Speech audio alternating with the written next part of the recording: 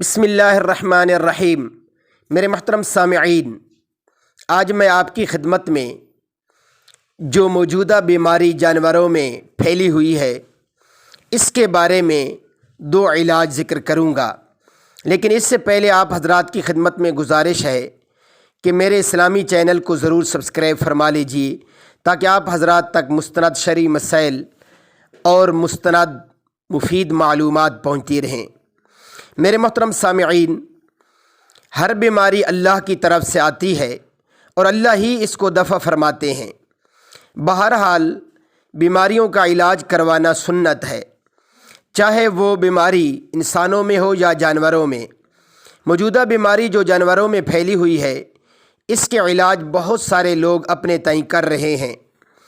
اسی سلسلے میں بھی آپ کی خدمت میں دو علاج ذکر کرتا ہوں۔ نمبر ایک، یہ روحانی علاج ہے۔ آپ اول و آخر درود شریف پڑھ کر 7 مرتبہ سورۃ فاتحہ پڑھیں اور صبح دوپہر شام اپنے مویشیوں کو دم کریں۔ نمبر دو، یہ دیسی علاج ہے۔ نمبر ایک، نیم اپنے جانوروں کو استعمال کروائیں صبح و شام۔ نمبر دو، ابلے ہوئے پانی کو ٹھنڈا کر کے جانوروں کو پلائیں۔ نمبر تین، پنیر، جوین اور تنبا مناسب طریقے سے اپنے جانوروں کو استعمال کروائیں۔ یہ علاج آپ سنت سمجھ کر کریں اور اللہ تعالیٰ نے سنت میں شفا رکھی ہے۔ انشاءاللہ ہمارے جانور ضرور شفا یاب ہوں گے۔